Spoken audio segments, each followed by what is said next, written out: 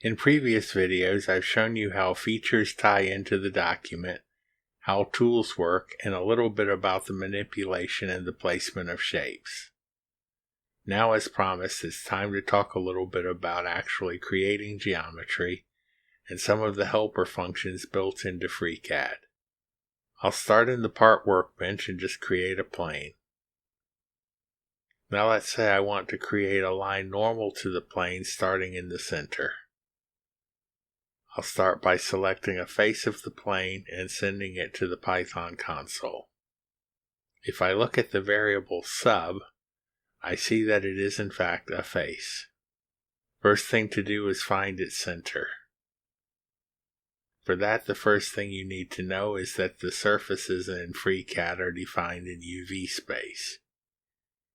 UV space is a local coordinate system with a U and a V axis, analogous to the X and the Y axis. As a surface, it doesn't make sense for it to have a third axis, it's infinitely thin. If I look at sub.parameter range, it's a 4-tuple containing in order Umin, Umax, Vmin, and Vmax, the bounding box in a UV space. So I could just average the U and V's min and max values to get the center point in the UV space.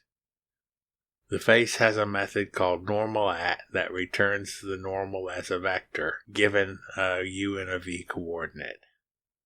I'll assign it to n. It's 0, 0, 1, identical to the z-axis. That makes sense for a face laying on the xy plane. But to draw a line, I need the center in regular XYZ space. The value_at method returns that as a vector for any given U and V. A vector is nice, but for this I need real geometry that I can turn into a shape.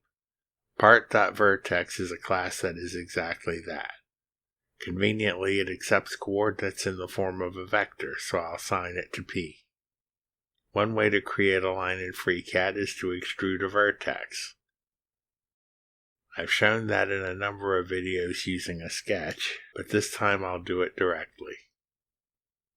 The vertex object in many other shapes has an extrude method that takes a vector as input. This is similar to when you manually choose a direction in the extrude dialog. But the normal vector we got is normalized to 1 millimeter, and I want it to be 10 millimeters. Fortunately, FreeCAD vectors support scalar multiplication, so L equals p.extrude 10 times n. Now to display that in the model, part.show L. Of course, it's just a little bit more complicated than that.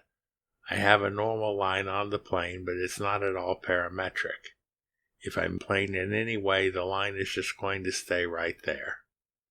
Worse, if I tilt the plane, it won't even be normal to the plane anymore. It's just a static piece of geometry. If I want it to be parametric, I'm going to have to build it into a feature, so that whenever the plane moves, the feature recomputes and finds the normal line all over again. I already showed you how to do that in the last video, so I'm not going to go through all of that again. I'll just say that I did in fact create a normal line feature as part of the grab bag. Coming up next, a more complicated case, naturally. I'll start with a new document and create a sketch on the XZ plane.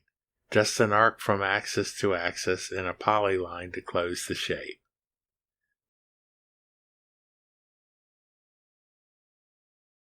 Close the sketch and revolve. This gives us a nice little hemisphere. To save time, I'll use the normal line tool. It does exactly what I just did on the console. Well, there's the line, but it seems like an odd place for it. Sending the surface of the revolve to the console and checking the parameter range, we get some odd values.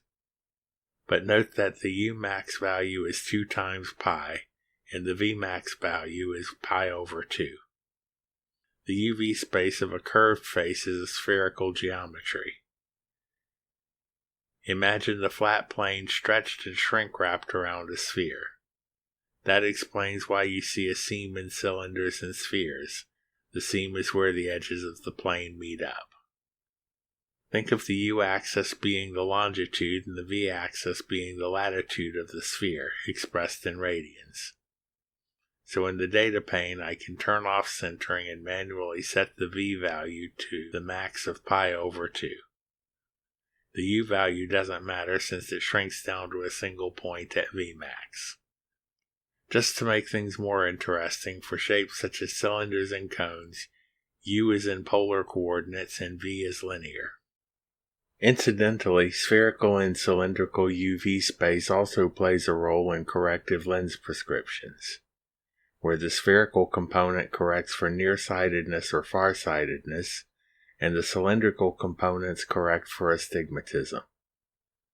That's probably about enough for now, but in an upcoming video I'll build on this and go deeper into geometric transformations, and how to solve one of the more vexing problems with step files. Linear algebra will also enter the conversation. Thank you for watching. If you liked this video or found it useful, please like, subscribe, and share. If there's anything you'd like to see covered here, please let me know in the comments below.